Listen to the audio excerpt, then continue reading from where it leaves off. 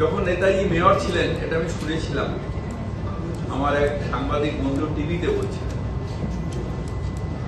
তখন খুব জল জমেছিল ঠনঠনিয়াতে।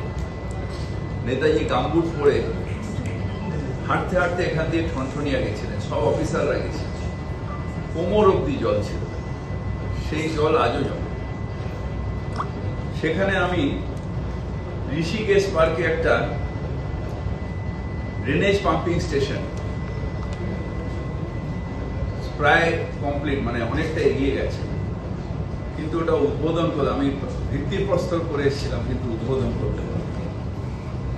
সেটা নিশ্চিতভাবে আগামী দিনে শেষ হবে এবং নেতাজি যে স্বপ্নটা দেখেছিলেন ঠনঠনিয়াতে আর জল জমবে না, আমিও এখানে থাকবো না, কিন্তু আমার হৃদয়ের শ্রদ্ধা নেতাজির প্রতি থাকবে এবং সেটাই হবে।